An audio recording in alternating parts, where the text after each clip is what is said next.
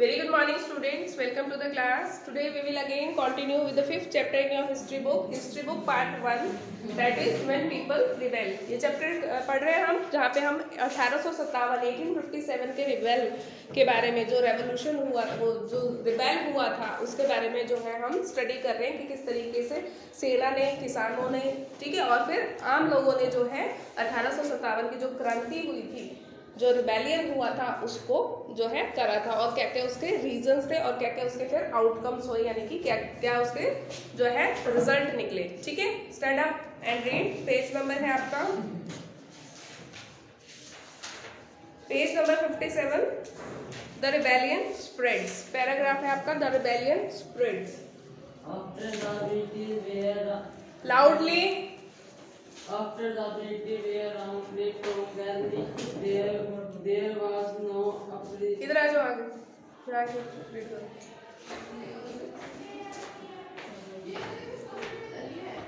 After the British were rounded from Delhi, British. After the British were rounded from Delhi, there was no opposition for almost a week. It जाओ बैठो। After the British were routed from Delhi, there was no uprising for almost a week. यानी कि एक हफ्ते तक फिर और कोई अपराइजिंग इसमें नहीं हुई। ठीक है, जब ब्रिटिश जो है ब्रिटिश वर रूटेड फ्रॉम जो दिल्ली से जब वो रूट कर रहे थे, उसके बाद क्या हुआ, एक हफ्ते तक ऑलमोस्ट 1 वीक तक जो है कोई भी अपराइजिंग मतलब कोई भी इस तरीके का विरोध दोबारा से देखने को नहीं मिला। ठीक है, It took that much time for the news to travel. Then a spurt of mutinies began. देखो क्या हुआ, it took that much time for news to travel. इसने देखो इन्होंने कहा ना कि एक हफ्ते तक और कोई जो है अपराइजिंग नहीं हुई। वो क्यों नहीं हुई? क्योंकि इतना समय जो इस न्यूज ने जो है ट्रेवल करने के लिए ले लिया, यानी कि लोगों को जो है धीरे धीरे पता लगा। उस टाइम तो टीवी इंटरनेट इतना नहीं होता था कि तुरंत ही लोगों को पता चल जाए कि दिल्ली में क्या हुआ है, किस तरीके से सेना के जो सिपाही है उन्होंने विद्रोह किया है। तो एक हफ्ते तक कुछ क्यों नहीं हुआ? क्योंकि एक हफ्ता लग गया इस न्यूज को स्प्रेड होने में, जो भी दिल्ली में हुआ था। उसके बाद फिर क्या हुआ, then a spot of mutinies begin. उसके बाद म्यूटिनीज क्या होती है, पढ़ा है ना हमने बार बार म्यूटिनी वर्ड। क्या होता है म्यूटिनी? लास्ट क्लास में भी बताया था। पीछे देखो, म्यूटिनी का मतलब भी दिया हुआ आपको। When soldiers as a group disobey their officers in the army. क्या होता है जब सिपाही ग्रुप में, ठीक है, अपने जो मतलब उनके जो सीनियर्स होते हैं उनकी बातें मानने से जब मना कर देते हैं, तो उसको हम क्या बोलते हैं? म्यूटिनी। ठीक है, तो एक हफ्ते बाद क्या हुआ, जब ये न्यूज ट्रेवल होते होते लोगों तक पहुंची, उसके बाद फिर क्या हुआ, इस तरीके की म्यूटिनीज शुरू हुई। Regiment after mutiny and took off to join other troops at noble points like Delhi, Kanpur and Lucknow. हाँ देखो, रेजिमेंट आफ्टर रेजिमेंट का मतलब है एक रेजिमेंट से, इनकी सेना की जो है रेजिमेंट होती है ना अलग अलग, तो एक रेजिमेंट के बाद दूसरी रेजिमेंट जो है इस तरीके की म्यूटिनीज में शामिल होती गई। कहाँ कहाँ पे? जैसे कि दिल्ली में, कानपुर में, लखनऊ में अलग अलग रेजिमेंट के जो सिपाही थे, सैनिक थे, वो फिर इस तरीके की म्यूटिनी में शामिल होते गए। After that, the people of the towns and villages also rose up in rebellion and rallied around local leaders, zamindar and chiefs, who were prepared to establish their authority and fight the British. उसके बाद क्या हुआ, पहले तो सिपाहियों के भी जो है उन्होंने विद्रोह करना शुरू किया। उसके बाद क्या कह रहे हैं, जो लोग थे टाउन्स एंड विलेजेस के, यानी कि आम लोग जो थे, उन्होंने भी क्या करा, also rose up in the rebellion. वो भी इस जो क्रांति थी इसमें उठ के खड़े हो गए, यानी कि शहरों और गांव के लोग भी इस क्रांति में शामिल हो गए। And rallied around the local leaders, zamindars and crafts and chiefs who were prepared to establish their authority and fight the British। अब ये जो जमींदार थे, चीफ थे, लीडर्स थे, ये लोग भी क्या थे, अपने आप को ये लोग प्रिपेयर कर चुके थे ब्रिटिशर्स के खिलाफ लड़ने के लिए। तो क्या हुआ, ये सब लोग मिलके, सभी लोगों ने एक तरीके से समाज का हर वर्ग जो है ब्रिटिशर्स के खिलाफ फिर खड़ा हो गया। ठीक है, Nana Sahib, adopted son of the late Peshwa Bajirao, who lived near Kanpur, gathered armed forces and expelled the British garrison from the city. अब जो नाना साहब थे इनके बारे में हमने पहले भी पढ़ा ना, इनकी कुछ डिमांड्स थी जो ब्रिटिशर्स ने नहीं मानी थी, ठीक है। तो नाना साहब जो कि अडॉप्टेड सन थे, गोद लिए हुए सन थे किनके, पेशवा बाजीराव के, जो कि कानपुर के पास रहते थे। उन्होंने क्या करा, आर्म फोर्सेस को गैदर किया, इकट्ठा किया, ठीक है, and expelled the British garrison from the city. और जो गैरिसन क्या होते हैं, जहाँ पे हथियार वगैरह रखे जाते हैं, तो जो ब्रिटिशर्स के जो गैरिसन्स थे उनको शहर से बाहर कर दिया, ठीक है। अपनी इन्होंने एक सेना को लिया, आर्म फोर्सेस को लिया, और इस तरीके से उन्होंने अंग्रेजों का विरोध किया। He proclaimed himself Peshwa. He declared that he was the governor under Emperor Bahadur Shah Jafar in हाँ, अब इन्होंने क्या करा, खुद को प्रोक्लेम्ड मतलब घोषित करना, ठीक है। इन्होंने खुद को क्या घोषित करा, पेशवा। नाना साहब ने खुद को जो है पेशवा घोषित कर दिया और डिक्लेयर किया कि अब वो जो है, क्योंकि देखो सेना ने क्या बोला था, जो हमारा अगला शासक होगा वो कौन होगा, बहादुर शाह जफर होगा।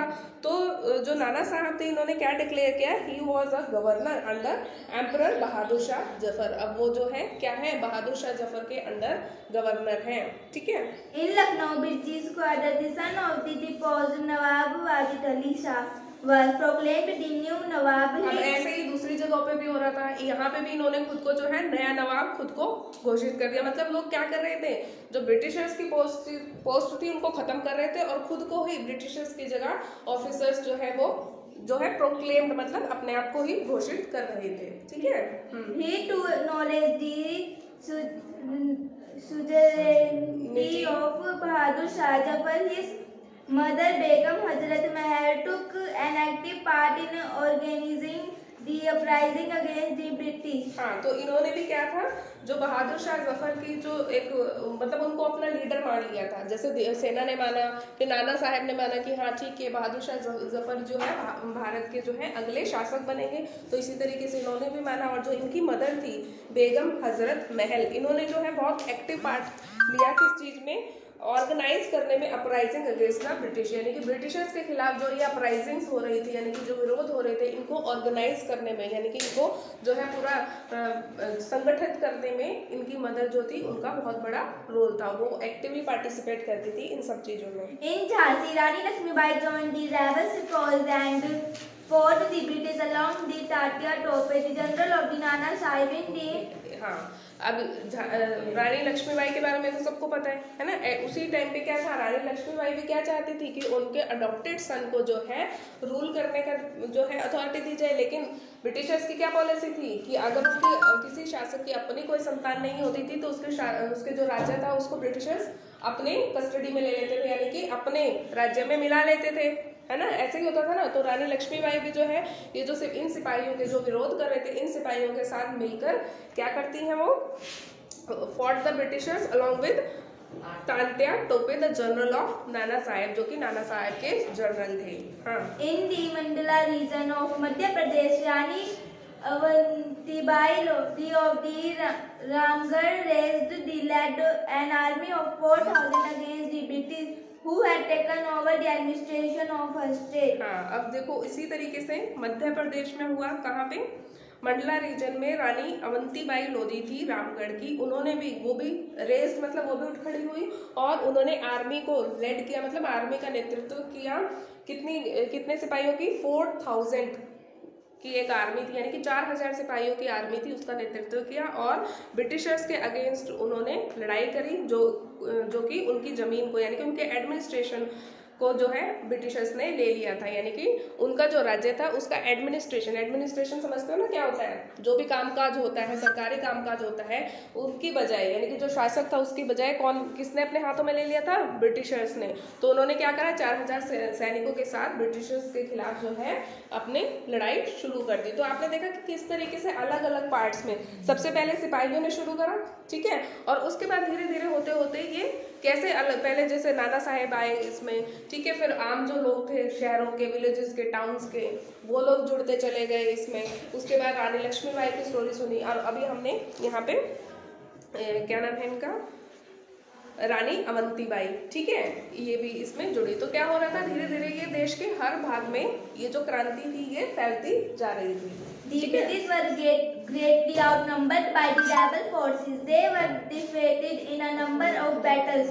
This convinced the people that the rule of the British had collapsed for good and gave them the confidence to take the plunge and join the rebellion. अब देखो क्या हो रहा था, अब इतने सारे संख्या में जो लोग हैं वो जुड़ते जा रहे थे इस विरोध से, तो उससे क्या होता, जो ब्रिटिश थे उनका जो है they were greatly outnumbered by the rebel forces, यानी कि जो विरोध करने वाली फोर्सेस थी, यानी कि जो ये सेना बनती जा रही थी विद्रोहियों की, क्रांतिकारियों की, तो उनके सामने ब्रिटिशर्स की जो संख्या थी वो कम पड़ती जा रही थी। ठीक है, तो उसकी वजह से क्या हो रहा था, बहुत सारी जगह पे ब्रिटिशर्स जो है हारते जा रहे थे, क्योंकि विरोध करने वाले लोगों की संख्या ज्यादा थी और ब्रिटिशर्स की संख्या कम थी। तो बहुत सारे प्लेसेस पे क्या हुआ, they were defeated in a number of battles, बहुत सारी बैटल्स मतलब युद्धों में उनकी फिर हार हुई। तो इससे क्या हुआ, this convince the people that the rule of British has collapsed for good. For good का मतलब हमेशा के लिए। उनको क्या लगा, इससे लोगों का, जैसे ब्रिटिशर्स लगातार हारते जा रहे थे, तो उससे जो लोग थे उनका ये विश्वास बढ़ता जा रहा था कि अब जो ब्रिटिशर्स का रूल है वो हमेशा के लिए खत्म होने जा रहा है। ठीक है, and gave them the confidence to take the plunge and join the rebellion. और उससे जैसे जैसे ब्रिटिशर्स हारते जा रहे थे तो लोगों में कॉन्फिडेंस आता जा रहा था कि वो लोग जो है उठे और इस क्रांति में शामिल होते जाए और ब्रिटिशर्स को परमानेंटली देश से बाहर कर दे। ठीक है, A situation of widespread popular rebellion developed in the region of Awadh in particular. अब क्या हो रहा था, देखो अवध में particularly a situation of wide spread popular rebellion develop, यानी कि अवध ऐसा प्लेस बनता जा रहा था जहाँ पे जो ये रिबेल था, ये क्रांति थी, ये जो क्या हो रही थी, बहुत ज्यादा पॉपुलर हो रही थी। ठीक है, On 6 August 1857, we find a telegram sent by the Lieutenant Colonel Tytler to his commander-in-chief expressing the fear felt by British. अब देखो क्या होता है, हमें 1857 का एक लेटर जो हमें मिला है उस समय का, उससे हमें पता चलता है एक टेलीग्राम, टेलीग्राम पता है ना क्या होता था, अभी तो नहीं होता, पहले होता था ना टेलीग्राम। टेलीग्राम क्या होता है, जिसमें कम शब्दों में अपना एक मैसेज एक जगह से दूसरी जगह भेजा जाता है, कम से कम शब्दों में। ठीक है, तो एक ऐसा टेलीग्राम हमें मिलता है पास्ट का, जिसमें लेफ्टिनेंट कर्नल टाइटलर जो है वो अपने कमांडर इन चीफ को अपना डर जो है बता रहे हैं कि फेल्ट बाय द ब्रिटिश, यानी कि जो अंग्रेज है उनको क्या डर सता रहा है, उसके बारे में इन्होंने इस टेलीग्राम में लिखा है। क्या लिखा है, पढ़ो। Our men are cowed by the numbers opposed to them and the endless fighting. Every village is held against us. The zamindars have risen to oppose us. अब इन्होंने देखो क्या बताया, पूरी स्टोरी बता दी 2-3 लाइनों में कि किस तरीके से जो है हम हारते जा रहे हैं लगातार जो भारत के लोग हैं उनसे। ठीक है, एंडलेस फाइटिंग, यानी कि ये कभी ना खत्म होने वाली फाइटिंग्स जो है चलती जा रही है और हम इनमें हारते जा रहे हैं। और every village is held against us, यानी कि हर गांव हमारे विरोध में, हमारा विरोधी हो गया है। The zamindar have risen to oppose us, even जो जमींदार है वो भी हमारे खिलाफ उठ के खड़े हो गए हैं। ठीक है, तो इसमें क्या दिखा रहा है, ब्रिटिशर्स का डर दिखाई दे रहा है कि उनको साफ साफ नजर आ रहा है कि अब बहुत मुश्किल होगा हमें यहाँ पे अपना जो है कंट्रोल एस्टेब्लिश करना, और हम जो है लगातार हारते जा रहे हैं।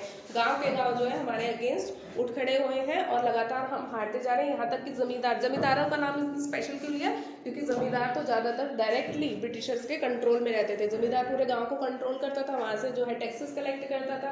तो जब जमींदार ही उस ब्रिटिशर्स के खिलाफ हो गए तो वो कंट्रोल कैसे करेंगे, जमींदार भी विरोध में हो गए, गांव के लोग भी विरोध में हो गए, और ब्रिटिशर्स के नंबर जो है यानी कि उनकी जो संख्या है वो उन लोगों के सामने कम पड़ती जा रही थी और लगातार वो लोग हारते जा रहे थे। ठीक है, Many new leaders came up, for example, Ahmadullah Shah and Maulavi from Faizabad prophesied that the rule of the British would come to an end soon. अब देखो बहुत सारे नए, इस समय में क्या होता है, देखो जब कोई रिबेल, कोई क्रांति सक्सेसफुल होने लगता है तो लोगों का जो मतलब मनोबल है, उनका जो कॉन्फिडेंस है वो बढ़ने लगता है। ठीक है, बहुत टाइम से ब्रिटिशर्स जो है परेशान कर रहे थे इंडियंस को, जो है इनके ऊपर रूल कर रहे थे, अत्याचार कर रहे थे। लेकिन जब ये अपराइजिंग हुई 1857 की और जब ब्रिटिशर्स की लगातार हार होने लगी तो इससे क्या हुआ, लोगों के अंदर कॉन्फिडेंस आने लगा। जब लोगों के अंदर कॉन्फिडेंस आता है तो क्या होता है, नए नए लीडर्स भी उठ के खड़े हो जाते हैं, क्योंकि उनको जो है लोगों का सपोर्ट मिलने लगता है। तो ऐसे ही क्या हो रहा था उस समय में, बहुत सारे नए नए लीडर्स भी उभर के सामने हैं,